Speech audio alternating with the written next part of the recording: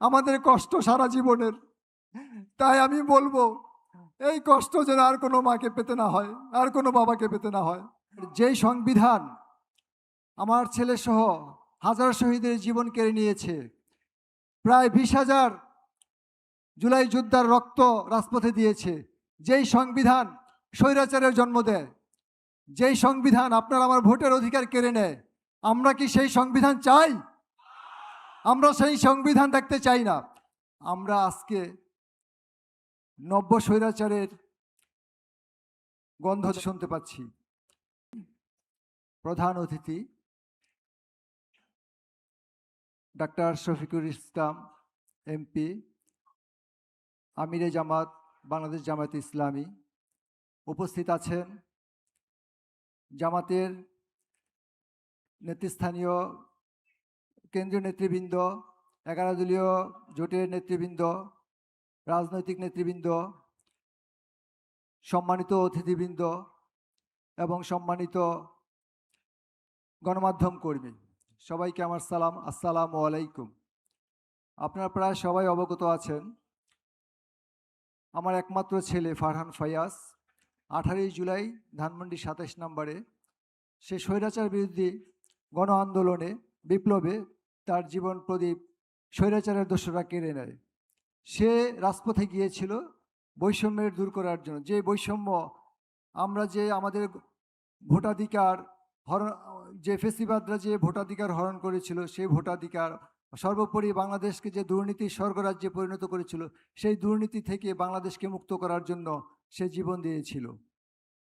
অথচ আমরা আজকে নব্য স্বৈরাচারের গন্ধ দেখতে পাচ্ছি, শুনতে পাচ্ছি। আপনারা, আমি আজকে এই সমাবেশ থেকে বলতে চাই যে জাতীয় ঐক্যমত্য কমিশন প্রায় 6 মাস ধরে যে সংবিধান সংস্কার করে রিপোর্ট জমা দিয়েছিলেন, সেই সংবিধান গণভোটের মাধ্যমে পাশ হলো। অথচ সেই সংবিধান আপনারা সংস্কার করার নামে ধীরে ধীরে করবেন বলে ইফ দাড়িকমা, আমার পূর্ববর্তী বক্তা বলে গিয়েছেন যে কোনো রকমের ইফ দাড়িকমা বাদ দিয়ে সেই সংস্কার প্রক্রিয়া সম্পন্ন করতে হবে। আর যেই সংবিধান আমার ছেলে সহ হাজার শহীদের জীবন কেড়ে নিয়েছে, প্রায় 20,000 জুলাই যোদ্ধার রক্ত রাজপথে দিয়েছে, যেই সংবিধান স্বৈরাচারের জন্ম দেয়, যেই সংবিধান আপনার আমার ভোটের অধিকার কেড়ে নেয়, আমরা কি সেই সংবিধান চাই? আমরা সেই সংবিধান দেখতে চাই না। আমরা এমন একটি সংবিধান চাই যেই সংবিধানে আর ফেসিবাদ ফিরে না আসে, যেই সংবিধানে আর কোনো রাজপথে কোনো ছাত্রকে জীবন দিতে না হয়।